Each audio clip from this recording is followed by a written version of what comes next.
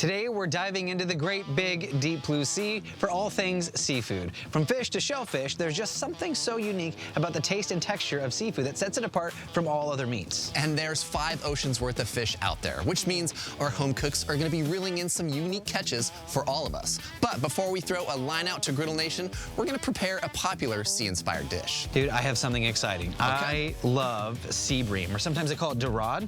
This is a gorgeous fish. Now, I've already scored the size. So I'm going to add a little bit of frizzle, a little graza frizzle, because we are going to cook slightly high heat. A little extra seasoning. It's going to cook a little faster, and it doesn't curl up. I feel like this is like a white flaky fish, is that right? Yes, so sea bream or Dorade is a very approachable fish. So if you're not a huge fan I like that of term, fish, approachable. That's yeah, great. I said that for you, buddy. Hey, do you want to do some heat, some green and red chilies? I love it. I'm all about the heat. All about the heat. And it looks pretty, doesn't it? It does look pretty. The last little bit, we're gonna add some lemons and some thyme.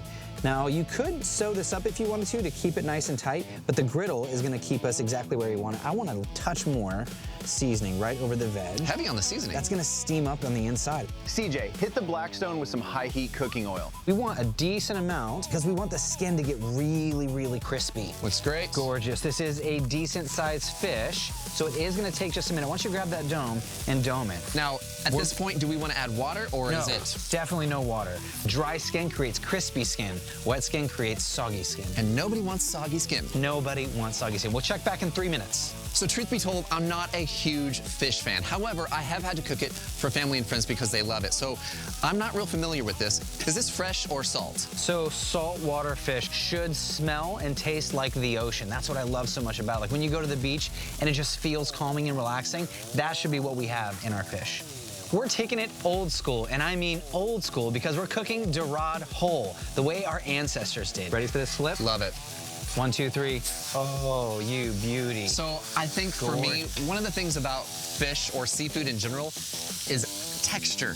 Yes. Texture is honestly like the make it or break it for me in a dish that I'm gonna enjoy. Yep. So getting a nice sear and texture on the skin, honestly, that's gotta happen for me. I have a lot of friends that don't like, and family members that don't like the skin. If it's crispy and you season it well, the lemon gets on there, the seasoning, it's crispy, deliciousness, it's the texture. I think you're 100% right, CJ. Look at that. This is the kind of crispy texture the griddle gives us.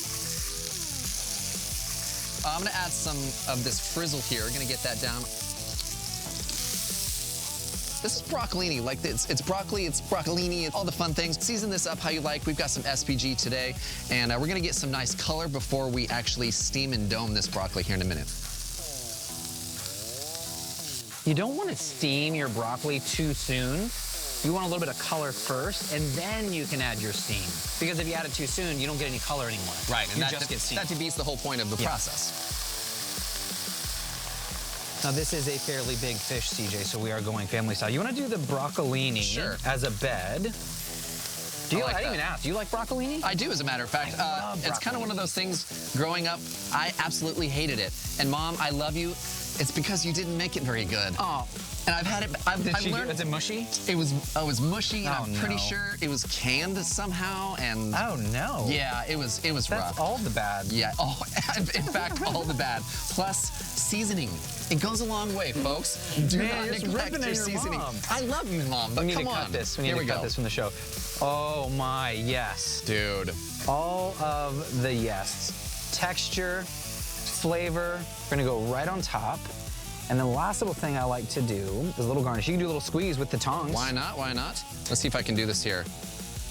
Oh, I can't do this here.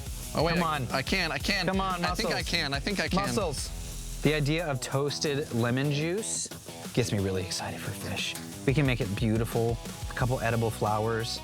Throw those charred lemons on there. Dude. And a little post dust of whatever favorite seasoning you like.